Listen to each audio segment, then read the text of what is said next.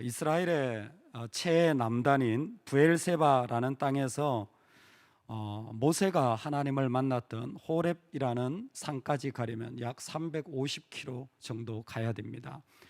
결코 가깝지 않은 거리죠. 350km면 정말 차로 가도 정말 꽤 시간이 걸리는 그런 거리입니다. 그런데 엘리야는 40일을 걸어서 거기까지 걸어가게 됩니다. 왜냐하면 하나님이 먹여주시고 또 다시 한번 먹이라라는 그 필요를 체험받고 힘을 얻었던 것이기 때문입니다. 여러분, 그런데 인간이라는 게 참 신기한 게 겉은 멀쩡해 보여도, 겉은 힘을 얻은 것 같아도 그 마음의 영혼에 있는 것은 또 다른 문제일 수 있다는 것입니다. 참 몸도 이제 건강해지고 어떤 상황도 좋아졌는데 여러분, 그렇다고 다 그 사람이 준비된 게 아니더라고요. 뭡니까? 그 마음이, 그 중심이 하나님께 어떻게 서 있느냐가 훨씬 더 중요합니다. 사실 엘리야는 대단히 좋은 조건 가운데 있었습니다. 어떻게 보면 자기를 죽이려는 세력에서 멀리 있었고 이제 몸도 많이 건강해져서 350km나 걸어갈 수 있었던 것입니다. 그런데 정작 하나님을 만날 수 있는 하나님의 산에 이르러서는 그가 어디에 가냐면 호렙산의 굴에 들어가요. 굴에 들어가서 거기에서 그냥 쭈그리고 있는 겁니다. 그 굴에 들어가서 뭐하나 하나님이 두 번이나 물으시는 거예요. 정말 영어 표현으로 What are you doing here? 너 여기서 뭐하고 있니? 너 여기서 뭐하고 있니? 하나님이 두드리시는 거예요. 위치를 몰라서? 그가 진짜 뭐하고 있는지 몰라서? 아니요, 그의 영혼의 상태를 말하는 거예요. 근데 엘리야의 영혼의 상태가 뭐냐면 하나님, 나만 있습니다. 똑같아요. 오직 나만 남았거늘. 하나님, 나만 있습니다. 나 혼자 있습니다. 하나님, 나밖에 없습니다. 내가 열심히 한들 무슨 소용이 있으며 하나님, 아무도 나를 도와주지 않는데 내가 무슨 여기에서 일을 하겠습니까? 나밖에 없습니다. 여러분, 우울증에 걸리는 사람들의 특징이 있어요. 우울증에 걸리는 사람은 일이 힘들어서가 아니라 자기중심적이기 때문에 그래요. 자기중심적이라는 게 뭐냐면 그 사람은 어떤 문제가 던져지면 문제에 골몰합니다. 어려움이 생기면 어려움에 골몰해요. 어떤 아픔이 있으면 아픔을 묵상해요. 그게 그냥 나의 주야의 묵상이 돼요. 그게 내 양식이 돼요. 그 어려움이 내 안에 그냥 그대로 계속. 그래서 문제를 문제화시키는 분들이 있어요. 여러분, 그분들의 영혼은 말할 것도 없이 피폐해 있습니다. 문제가 있지요. 근데 그걸 자꾸 문제화시키는 분들이 있어요. 그걸 자꾸 문제화시켜서 더 문제로 만드는 분들이 있어요. 여러분, 가정에 문제 없고 개인이 살아가면서 어려움이 없는 사람이 어디 있겠습니까? 많은 나밖에 없어요. 나 혼자 이걸 다 해야 돼요. 그러면서 그 안에 계속 그 문제를 점점 더 묵상하고 있는 겁니다. 하나님이 그래서 너 지금 뭐 하고 있냐 묻는 거예요. 지금 뭐 하고 있어요? 하나님을 묵상하지 않고 있는 거예요. 하나님께 나아가고 있지 않는 겁니다. 여러분, 우리 하멍합시다. 할렐루야. 하멍이 뭘까요? 우리 물어보자. 똑똑한 예강아, 하멍이 뭘까? 모릅니다. 아빠인 하집사님을 바라보자. 요즘 젊은이들이 불멍이라는 거, 밤에 불 피워놓고 불을 보고 멍 때리는 거죠. 하멍이면 하나님 보고 멍 때립시다. 여러분, 복잡하고 어려우면요, 우리 하나님과 시간을 가지는 은혜가 있기를 소망합니다. 여러분, 그 삶의 자리에서 다른 게 아니라 정말 하나님께로 나아가서 그 하나님의 그 마음을 내가 조금 더 알아가는 은혜가 있기를 소망합니다. 우리가 다른 상황, 이전과는 다른 어려움에 있다면 여러분, 하나님의 관점으로 보면, 내 관점으로 보면 문제가 더 많아진 거죠. 하나님의 관점으로 보면 이렇습니다. 또 다른 하나님을 만날 기회예요. 또 다른 하나님을 경험할 자리에 하나님이 초대해 주신 것입니다. 그게 바로 오늘 말씀의 구체적인 이야기예요. 그게 그 굴에 가만히 있는데, 야, 너 나와봐. 너 나와서 여기 좀 서봐. 그랬더니 하나님이 쫙 무대를 펼쳐주시는 거예요. 무대를 펼쳐주시는데 그 무대에 펼쳐진 모습이 뭐냐면 크고 강한 바람이 산을 가르고 바위를 부수나 바람 가운데 여호와께서 계시지 않고 크고 강한 바람이 막 일어나는 거예요. 여러분, 호렙에서 크고 강한 바람 하면 딱 연결되는 게 두 가지입니다. 하나는 하나님을 만났던 장소가 바로 호렙이었고, 그리고 크고 강한 바람으로 바다가 갈라졌던 적이 있었습니다. 이 두 가지의 공통점은 누구 가운데 역사했던 겁니까? 모세죠. 모세가 홍해를 건넜을 때 크고 강한 바람이 바다를 갈랐어요. 그 하나님의 임재가 있었던 겁니다. 그런데 이번에는 뭐예요? 모세를 만났던 하나님의 모습이 그 가운데 아니라는 거예요. 그 가운데 계시지 아니하고, 그리고 여호와께서 계시지 아니하며 바람 후에 지진이 있으나 지진 가운데도 계시지 아니하며, 또 지진 후에 불이 있으나 불 가운데도 여호와께서 계시지 아니하더니, 지진은 이스라엘 백성이 그 가운데 광야 가운데 심판이 있어서 하나님을 반역했던 백성들이 그 가운데 다 빠져 죽었던 그 고라당의 반역의 이야기가 있었습니다. 지진 가운데 하나님 역사하셨어요. 불 가운데 역사하지 않았습니까? 언제? 갈멜산에서 불이 내려졌잖아요. 하나님이 다 역사하신 모습이에요. 그런데 뭐예요? 이제는 그때와는 다른 모습으로 하나님이 지금 역사하고 계시는 것이죠. 어떤 모습? 세미한 음성으로, 세미한 음성 가운데 하나님이 자기 자신을 나타내시는 겁니다. 여러분, 깨달아야 돼요.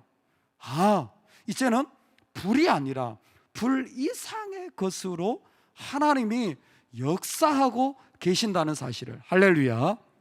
여러분, 우리 삶에 내가 왜 이런 자리에, 내가 왜 이런 어려움이 있을 때 그걸 자꾸 문제화시키지 마세요. 여러분, 그거 없어진다고, 그게 해결된다고 문제가 해결되는 거 아니에요. 우리 또 다른 문제를 만날 뿐입니다. 그런데 우리는 그 자리에서 다르게 역사하시는 하나님을 기대할 수 있기를 소망합니다. 나를 정말 혼자 두고 나를 이 굴 가운데서, 그 수고한 가운데 사실 얼마나 어려움이 많았습니까? 그런데도 불구하고 하나님이 보라고 하시는 것이 무엇이냐면, 하나님은 그 가운데 세미한 음성으로 역사하시며 그 영혼을 인도하신다라는 것입니다. 우리는 엘리야 같은 삶을 살아갈 때가 많습니다. 하나님의 산에 있으면서도 하나님이 일하시지 않는 것처럼 생각하는 거예요. 하나님이 역사하시는 자리에 있으면서도 하나님이 멈춘 것처럼 생각되어진 겁니다. 아니요, 하나님이 새롭게 역사하고 계시기 때문에 우리의 눈 안에서 보이지 않을 뿐입니다. 세미함의 본질은 무엇이냐면, 하나님은 지금도 하나님의 일을 이루어가고 있다는 거예요.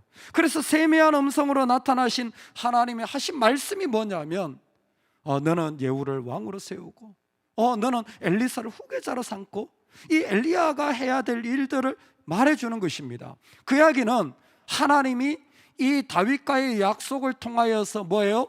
이어가고 계시다라는 거예요. 할렐루야. 하나님은 이어가고 계십니다. 하나님은 계속해서 이어가고 계세요. 나는 이렇게 떨어져 있는데, 나는 이렇게 혼자 있는데, 아니요, 하나님이 이어가세요. 그 연약함의 모습을 통해서, 그 혼자 있는 모습을 통해서 우리 눈에는 보이지 않지만 우리 눈보다 더 새로운 방식으로 하나님은 이어가고 계세요. 엘리야도 끝날 거예요. 엘리사가 세워질 거예요. 엘리사가 끝날 겁니다. 새 언약으로 그리스도가 그 일을 완성시키실 것입니다. 하나님은 이어가고 계시는 줄로 믿으시기 바랍니다. 웨슬리 목사님의 간증이 그거예요. 6살 때 1709년이죠. 정말 옛날이죠. 그 아버지가 사택에 살고 있었는데 사택에 불이 난 거예요. 불이 났는데 그 자녀들이 많은데 거기에서 다른 아이들을 다 피난시켰는데 그 웨슬리는 피난시키지 못한 거예요. 나무 건물인데 막 불이 일어나는데 그 아이는 거기에 2층에 그냥 거기에 막 있는 거예요. 못 빠져나온 거예요. 살려달라고 애는 막 울부짖고 있는데 어떻게 불이 나가지고 살려낼 방법이 없는 거예요. 그런데 그때 그 불난 곳에 그 동네 사람들이 와가지고 어떻게 했냐면 서로 목마를 태워준 거예요. 막 몇 사람이 엉겨가지고 그 위에 사람이 올라서고 해가지고 불이 막 타는데 그 아이를 끄집어낸 거예요. 그분이 목사님이 되신 거예요. 그래서 스스로를 항상 말하기를, 나는 타다 남은 나무 같은 사람입니다. 말 그대로 그렇죠. 불 났는데 다 타버렸는데 그 중에 그냥 건지움 받았으니까 타다 남은 나무 같은 존재라고. 나는 온전하지도 않고 타다 남은 그런 나무 같은 존재, 불 붙었다가 그냥 일부는 타고 그냥 버릴 재 같은 그런 존재인데 하나님이 그것을 사용하고 계시다고. 할렐루야. 여러분, 우리가 넘어지고 부족한 존재인데도 하나님이 뭐예요? 우리 같은 존재를 통해서 뭐예요? 이어가고 계시는 거예요. 우리는 그때 새로운 하나님의 역사를 이 땅 가운데서 경험하게 될 줄로 믿습니다. 그러니 이 땅에 어떤 어려움이 있을 때 여러분 혼자 있다고 생각하지 마십시오. 여러분 그 문제를 자꾸 묵상하지 마십시오. 그것에서 내 마음을 빼앗기지 마시기 바랍니다. 오히려 하나님과 시간을 보내시기 바랍니다. 내가 큐티 안 해도 돼요. 여러분 거기에서 내가 뭔가 대단한 일을 안 해도 돼요. 그런데 나는 하나님과 시간이 필요합니다. 나는 하나님과 함께 있겠습니다. 하나님과 같이 내 마음을 채우겠습니다 한다면 여러분 그 자리는 우리가 이 땅에서 경험하지 못했던 새로운 하나님을 경험하는 주님의 자리가 되어질 줄로 믿습니다. 실제로 엘리야는 이 일들을 통하여서 이 땅에 세미한 음성 가운데 역사하시는 주님을 보여주는 증인이 되어졌잖아요. 이 땅 가운데 끊임없이 자기 욕심으로 살았던 세리마태 같은 사람도 그리스도가 오셨다라는 걸 증언하는 증인이 되었잖아요. 여러분 하물며 하나님이 그리스도의 보혈로 구원한 우리야 당연히 이 세상에 보지 못한 하나님이 역사하시는 새로운 것을 경험하고 말할 수 있는 증인이 되는 줄로 믿습니다. 누구도 어떤 사람도 모르지만 하나님 우리 삶 가운데 함께 하셔서 그 일을 지금도 이루어 가실 줄로 믿습니다. 너는 너의 길을 돌이켜서 이제는 너의 길을 돌이켜 다시 돌아가라. 하나님이 아무런 말씀 우리가 원하는 것 아무것도 해결되지 않고 대답도 안 하신다고 할지라도 이제는 믿음으로 내가 걸어가야 할 길을 걸어가실 수 있기를 소망합니다. 그렇게 걸어간다면 하나님의 이야기는 계속 이어질 줄로 믿습니다.